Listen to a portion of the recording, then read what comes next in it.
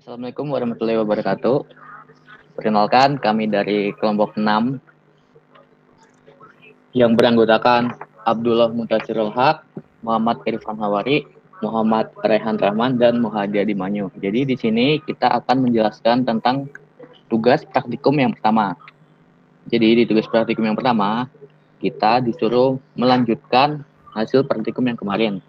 Jadi di sini kita membuat database terlebih dahulu ya. Di database ini kita beri nama tugas underscore database. Nah, di tugas underscore database ini terdapat beberapa tabel, yaitu ada dosen, login, mahasiswa, mata kuliah mahasiswa, dan juga prodi. Lalu kita buka codingannya. Assalamualaikum warahmatullahi wabarakatuh. Saya menggantikan Mahdi untuk menjelaskan tentang codingan PHP dari website kami. Yang pertama, mari kita cek di bagian cek hak akses.php. Nah, codingan di bagian ini untuk mengecek apakah user sudah melakukan login atau belum. Untuk itu digunakan iset session hak akses, itu mengecek apakah hak akses memiliki nilai atau tidak. Kemudian dilakukan penggunaan gerbang logika OR untuk mengecek apakah hak akses adalah admin atau tidak. Jika salah satu terpenuhi, dia akan mengarahkan user ke halaman login. Kemudian kita lihat di halaman dosen delete.php.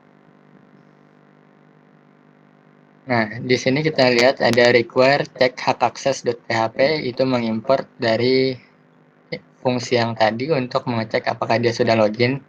Kemudian dia menggunakan require count.php untuk melakukan koneksi ke PHP-nya, ke database dari yang kita buat. Kemudian dia melakukan need MySQL rel escape string, ini untuk mengecek apakah digunakan SQL injeksi untuk menghack dari websitenya, jadi sudah digunakan penanganannya dengan rel escape string. Kemudian query dari SQL-nya delete from dosen where need sama dengan need dari get, yaitu variabel need yang ada di URL-nya. Setelah itu dia akan mengarahkan user ke halaman admin dosen.php. Kita coba buka dosen tambah.php di halaman admin.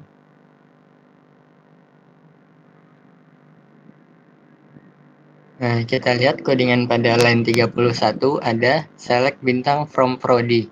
Jadi di sini pilihan prodi sudah dinamis, tergantung di database-nya seperti apa. Jadi jika di database ditambahkan prodi baru, dia akan otomatis menambahkan ke halaman tersebut pilihannya.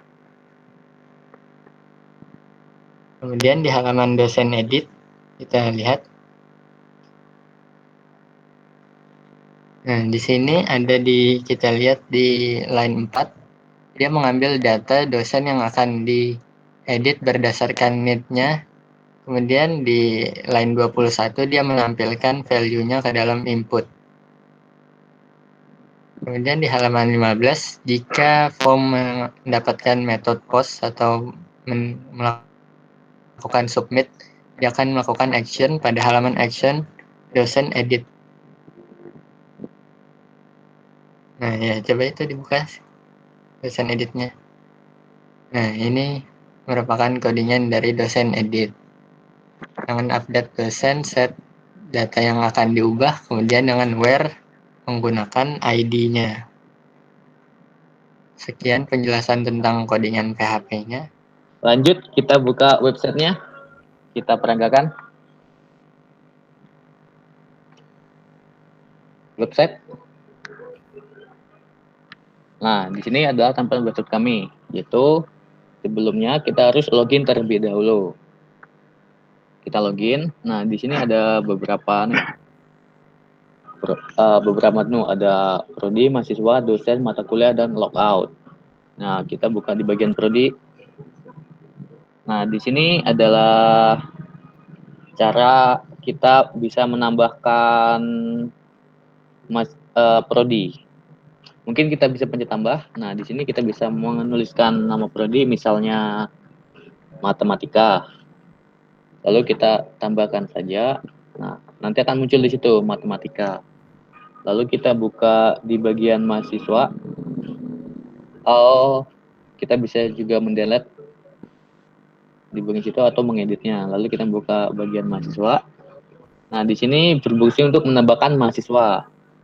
Mungkin bisa kita pencet ya, tambah. Nah, di situ kita bisa masukkan NIM.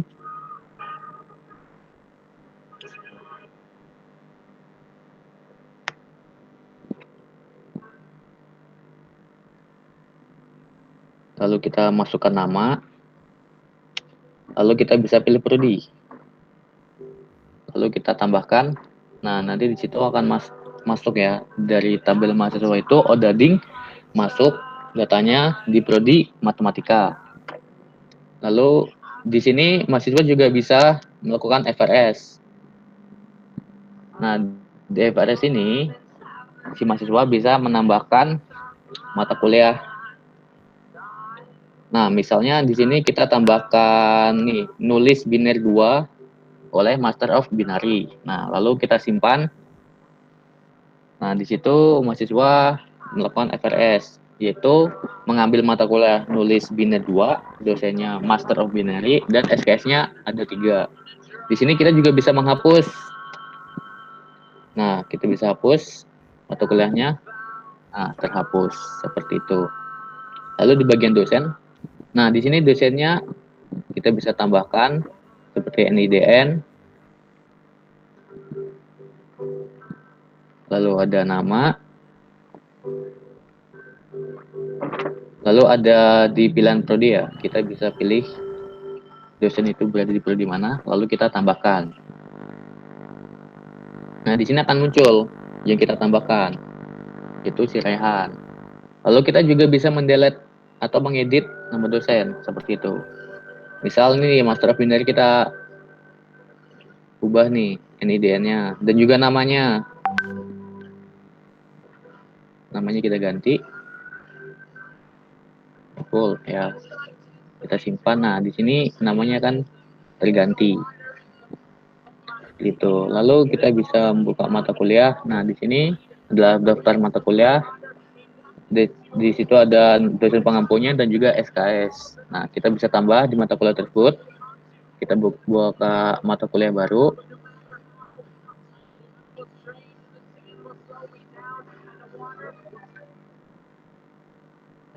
Lalu dosen pengampunya kita bisa masukkan dan juga jumlah SKS-nya. Lalu kita tambah. Nah, di situ akan muncul. Lalu di sini juga kita bisa mengedit mata kuliahnya. Misal kita edit matkul fusion. Nah, di sini kita bisa nih edit. Misalnya SKS-nya kita jadikan 4, terus dosennya kita ganti jadi mengoleh. Nah, baru kita tambahkan. Nah, nanti akan terganti dosennya jadi mengoleh dan SKS-nya kan jadi 4 seperti itu. Setelah itu kita bisa langsung logout. Ya, ketika logout kita akan keluar. Jadi kita harus login kembali. Seperti itu. Itu adalah penjelasan singkat cara kerja web kami. Terima kasih, kami dari kelompok 6. Sekian.